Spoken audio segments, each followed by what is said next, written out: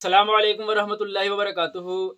नाजरीन, मैं M S Khan Amrohi अपने चैनल इस्लामिक नॉलेज में आपका इस्तकबाल करता हूँ। आज की वीडियो में हम नमाज के अरकान को सही सही अदा करने का तरीक़ा बताएंगे। नमाज में जो कुछ पढ़ा जाता है उसके बारे में आज की वीडियो में नहीं बताया जाएगा। नमाज में हम जो पढ़ते हैं उसको तर्जुमे के साथ इंशाअल्लाह हम अपनी आने वाली वीडियो में बताएंगे। लेकिन आज की वीडियो में हम सिर्फ नमाज के अरकान को सही सही अदा करने का तरीका बताएंगे। तो आइए वीडियो को शुरू करते हैं। सबसे पहले तो ये समझ लीजिए कि जब नमाज के लिए खड़े हों तो हमारे दोनों कदमों के दरमियान 4 उंगल का फासला होना बेहतर है। अगर हमारे कदमों के दरमियान फासला 4 उंगल से कुछ कम या ज़्यादा भी होगा तब भी नमाज में कोई खलल, कोई कमी नहीं आती। लेकिन बेहतर यह है कि दोनों कदमों के दरमियान 4 उंगल का फासला रहे। दूसरी बात यह है कि हमारे पैरों की उंगलियों का रुख किबले की जानिब रहे। बहुत से लोग अपने पैरों को इस तरह रखते हैं कि एक पैर का रुख इधर होता है और दूसरे पैर का इधर होता है। ये तरीका सही नहीं है। पैर बिल्कुल सीधे रखने चाहिए ताकि पैरों की उंगलियों का रुख किबले की जानिब रहे। जिस तरह हमारा चेहरा और सीना किबले की जानिब होता है, इसी तरह पैरों की उंगलियों का रुख भी किबले की जानिब होना चाहिए। उसके बाद जब हम नमाज के लिए हाथ उठाएंगे तो सबसे पहले अपने हाथ इतनी ऊंचाई तक उठाएंगे कि हमारे अंगूठों की ऊंचाई कानों की लौ के बराबर हो जाए। कानों की लौ को छूना ज़रूरी नहीं है, सिर्फ हाथों को इतना उठाना है कि अंगूठों की ऊंचाई कानों की लौ के बराबर हो जाए। इस तरह दूसरी बात ध्यान रखने की यह है कि हमारी उंगलियां अपनी हालत पर होनी चाहिए, ना फैली हुई हों और ना मिली हुई हों, बल्कि जैसे आम हालत में रहती हैं वैसे ही रहनी चाहिए। तीसरी बात, हमारी हथेलियों का रुख किबले की जानिब रहना चाहिए। इस तरह हाथ उठाएं कि अंगूठों की ऊंचाई कानों की लौ के बराबर, हथेलियां किबले की जानिब और उंगलियां अपनी हालत पर। उसके बाद जब हम अल्लाह अकबर कहकर नमाज के लिए हाथ बांधेंगे तो उसका तरीका यह होगा कि हमारे दाएं हाथ की हथेली बाएं हाथ की पुश्त पर रहेगी। दाएं हाथ के अंगूठे और छोटी उंगली का हल्का बनाकर बाएं हाथ की कलाई को पकड़ेंगे और ये 3 उंगलियां बाएं हाथ की कलाई पर बिछा देंगे। देखिए, दोनों कदमों के दरमियान 4 उंगल का फासला, पैरों की उंगलियों का रुख किबले की जानिब, हाथों को इतना उठाएंगे कि हमारे अंगूठे कानों की लौ के मुकाबिल हो जाएं, कानों की लौ की ऊंचाई तक पहुंच जाएं, हथेलियों का रुख किबले की जानिब रहे और उंगलियां अपनी हालत पर रहें। अल्लाह अकबर कहते हुए जब नियत बांधेंगे तो जैसा कि अभी बताया, अंगूठे और छोटी उंगली का हल्का बनाएंगे। इस तरह अल्लाह अकबर, ये 3 उंगलियां कलाई पर बिछा दी, छोटी उंगली और अंगूठे का हल्का बना हुआ है, दाएं हाथ की हथेली बाएं हाथ की पुश्त पर है और नाफ के नीचे हाथ बांधने हैं। नमाज के इस रुकन को क़याम कहते हैं। क़याम फर्ज है और क़याम की हालत में बेहतर यह है कि हमारी नज़र, हमारी निगाह सजदे की जगह पर हो। उसके बाद जब रुकू करेंगे तो रुकू का तरीका यह होगा कि दोनों हाथों से घुटनों को मजबूती से पकड़ना है। इस तरह पकड़ना है मजबूती के साथ। रुकू में हालत ये होनी चाहिए कि हमारी टांगे बिल्कुल सीधी हों। इसी तरह हमारा सर और कमर एक सीध में हो, बिल्कुल जैसे 90 डिग्री का एंगल होता है ना, बिल्कुल सीधा। इस तरह ये बिल्कुल सीधी और ये सर और कमर ऐसे बिल्कुल सीधा एकदम। देखिए, इस तरह रुकू करेंगे, अल्लाह अकबर कहते हुए रुकू में जाएंगे। टांगे बिल्कुल सीधी रखेंगे, तनी हुई रखेंगे। टांगों को मोड़ना नहीं है, घुटनों को मोड़ना नहीं है, सीधे रखने हैं। इसी तरह सर और कमर सीधी रहेगी, ना तो झुका के रखना है और ना ही उठा कर रखना है, बिल्कुल सीधा रखना है। यानी अगर कोई गिलास रख दिया जाए कमर के ऊपर तो वो ना गिरे। ना तो इस तरह करना भी गलत है और इस तरह करना ये भी गलत है। बहुत से इस तरह करते हैं, ये भी गलत है। बिल्कुल सीधा रहना चाहिए इस तरह। ये रुकू का सही तरीका है। रुकू के बाद जो खड़े होते हैं उस रुकन को कौमा कहा जाता है। कौमा करना नमाज के वाजिबात में से है। قومے کی دعا ہے، اگر آپ کو دعا یاد ہے تو آپ دعا پڑھیں، قومہ ادا ہو جائے گا۔ اگر آپ کو دعا یاد نہیں ہے تو کم سے کم ایک مرتبہ سبحان اللہ جتنی دیر میں کہا جاتا ہے اتنی دیر بالکل پرسکون حالت میں کھڑے رہیں۔ قومے کے بعد اب سجدہ کریں گے۔ سجدے کا طریقہ یہ ہے کہ دونوں گھٹنے، دونوں ہاتھ، ناک اور پیشانی زمین پر ٹکانا ضروری ہے۔ پہلے کون سا عضو زمین پر ٹکایا جائے گا، اس کا یاد کرنے کا طریقہ بے حد آسان ہے۔ جب ہم قومے کی حالت میں کھڑے ہیں تو ہمارے گھٹنے زمین سے سب سے زیادہ قریب ہیں، اس کے بعد ہاتھ، اس کے بعد ناک اور اس کے بعد پیشانی۔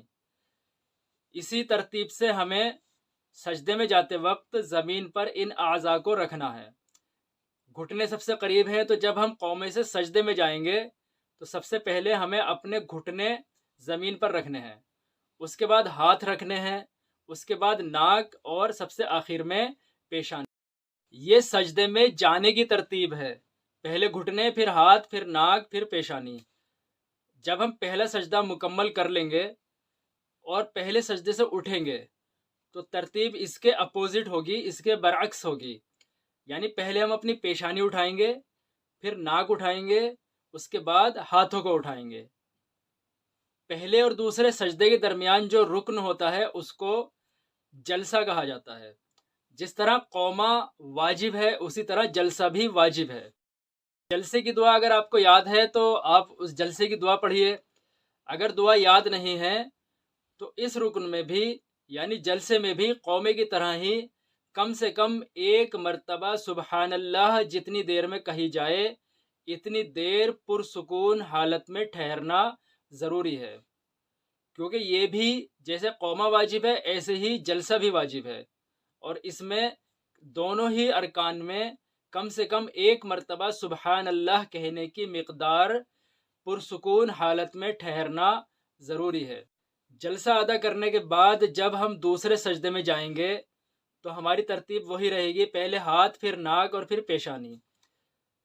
دوسرا سجدہ مکمل کرنے کے بعد جب ہم اٹھیں گے تو جس ترتیب سے ہم سجدے میں گئے تھے، پہلے سجدے میں جس ترتیب سے گئے تھے، جب ہم دوسرا سجدہ مکمل کرنے کے بعد دوسری رکعت کے لیے اٹھیں گے تو اس کے برعکس ترتیب سے اپنے اعضاء کو اٹھائیں گے۔ جب ہم قومے سے پہلے سجدے میں گئے تھے تو ہم نے پہلے گھٹنے، پھر ہاتھ، پھر ناک، پھر پیشانی ٹکائی تھی۔ اٹھتے وقت پہلے پیشانی، پھر ناک، پھر ہاتھ اور پھر گھٹنے اٹھائیں گے اور دوسری رکعت کے لیے کھڑے ہو جائیں گے۔ ابھی ہم قومے کی حالت میں ہیں، قومے سے ہمیں سجدے میں جانا ہے، تو اعضاء کو زمین پر ٹکانے کی ترتیب پہلے گھٹنے، پھر ہاتھ، پھر ناک اور پھر پیشانی۔ جب اٹھائیں گے تو پہلے پیشانی، پھر ناک، پھر ہاتھ، اس طرح۔ اسی طرح دوسرے سجدہ،